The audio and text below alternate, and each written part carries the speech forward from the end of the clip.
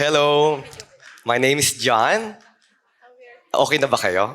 Okay na okay. Can I ask for a slight favor? Can you look to your left, to your right, give them a nice smile and say, "Bridge be with you." And the reply will be, "And also with you." Okay? So nagising na ba kayo? Okay, let's begin. Now, digital transformation. I'm a fan of digital transformation for so many reasons, right? So, of course, we want to, if you're starting your journey towards digital transformation, there's a call to action, most likely your company.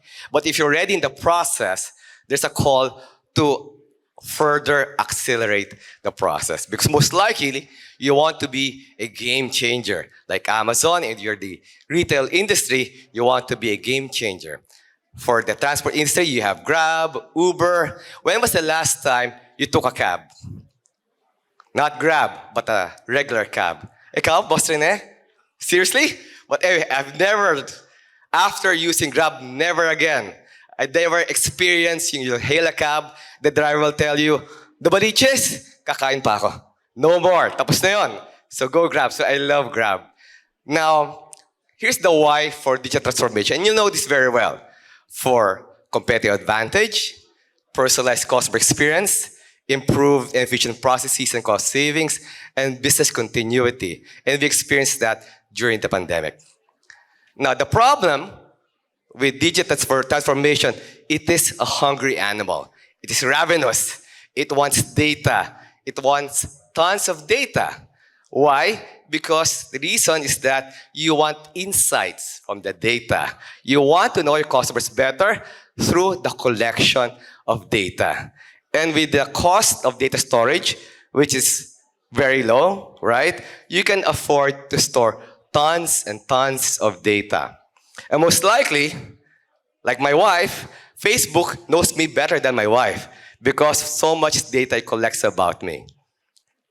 Now, the problem with this one, the more data that you collect, you could be a target for data breaches, right? Hackers would love to have your customer data, the payment data, even the employee data, right? So the more of the data you collect, you could be a likely target for hackers. And that is why you have all these regulations come into play. In the Philippines, we have it already. Before the pandemic, there were only three legislations in the ASEAN region, but during the pandemic, it doubled.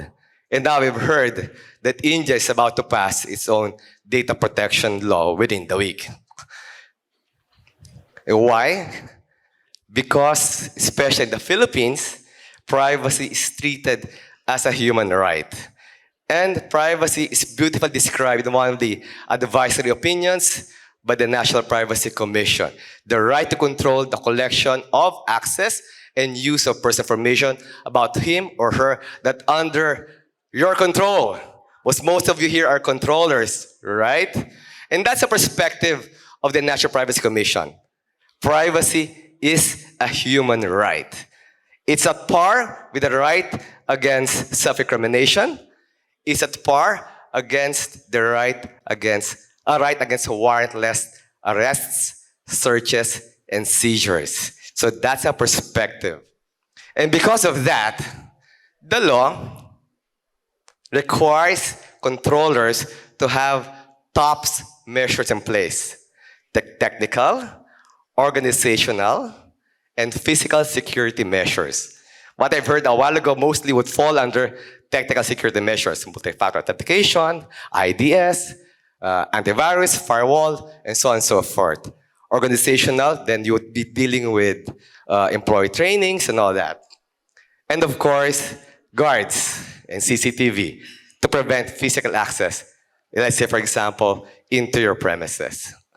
And of course, you all know this, right? We need this to ensure confidentiality, integrity, and availability of data to prevent disclosure, alteration, and destruction of data. In other words, to prevent data breaches. Now, what if you fail to implement top measures? So there are consequences, right? It could be fines, So specifically, this was recently issued by the National Privacy Commission, I think a year ago. If you fail to implement reasonable and appropriate measures to protect security of personal information, you might pay a fine equivalent to 2% of your annual gross income. Gross, right? Not net. So that means for 100 million peso worth of gross income, if you suffer a data breach or you have some failure to implement security measures, the fine could be 2 million pesos. Which for most of you here, you say it's cheap, right? Okay, pay the fine. But unfortunately, like what the gentleman said a while ago, like in Singapore, like in the Philippines, you could also be liable for criminal penalties. Meaning, a person can go to jail for breach of the data protection law that we have. Okay, if you say, okay lang, because may fall guy naman kami. Si Chief Information Officer na lang, o yung yung kanyang security supervisor na lang. May fall guy naman. Okay. And you have the best lawyers, okay. But how about the reputational damage to the brand? I think that is worth the investment, right? Ensuring you have top measures in place. Okay, now let's go on to enforcement cases. This is better to talk about cases so you can really visually understand what's happening, learn lessons from the others, instead learning your own lessons, right? So let's talk about Netherlands. Have you watched the movie Barbie? Barbie? No? Not yet? Sige. This involves an actress, a Dutch actress, who is the Barbie of Netherlands. Now, for this lady, unfortunately, the mental breakdown, she was hospitalized. Kaso marami palang marites na Dutch. So many hospital staff members got curious about her case, and they accessed without authority the records of this Dutch Barbie. They found out about it, and the regulators imposed a fine worth 460,000 euros. No security measures in place, according to the regulators. Next enforcement case, United Kingdom, British Airways. So according to this case, they have a website, right? But they failed to patch a vulnerability. And because of that, hackers got access, and therefore, hackers were able to get personal information from those who visited the site. And there, at that time, the regulators announced an intention to fine the airlines in the amount of 183 million because of poor security arrangements, a vulnerability known for several years, but they did not patch the vulnerability. Third case, United States, Equifax, almost similar. You have another vulnerability that remained unpatched. And according to the Federal Trade Commission, Equifax failed to improve its data security, and it should have an employee in charge of its cybersecurity program. Another unpatched vulnerability. Next, closer to home, Singapore. This involves, of course, insurance company who sent out 245 insurance letters to the wrong address because there was a flaw in the software they're using to generate the letters. Okay? Now, what did the medyo cheap ang fine, but according to the regulator, well, insufficient security controls, they failed to test the software before rolling it out. Now, last example, United States, but involves a Philippine company. It involves a Philippine BPO. Now, this is really interesting case because it is close, the industry is close to my heart because I used to be a member of the BPO industry. Now, according to this case, Delta Airways had a website, right? Has a website, but unfortunately, the Philippine BPO was supplying the chat function for the website, okay? But according to the case, employees of this BPO are using the same login credentials, sharing passwords, right? Not even using PCI DSS industry standards, although there are processing credit card formation, definitely they should be using PCI DSS standards, and so on and so forth.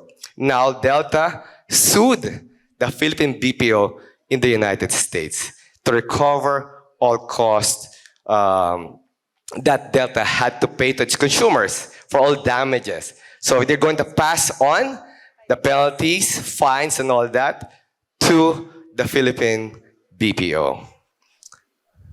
Okay.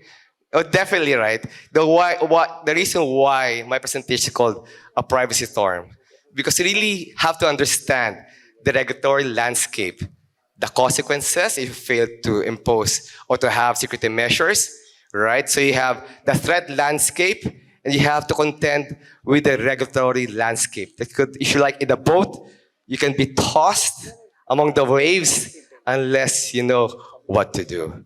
So definitely, I suggest we need to understand or embrace the philosophy that there's convergence, right, of privacy and security.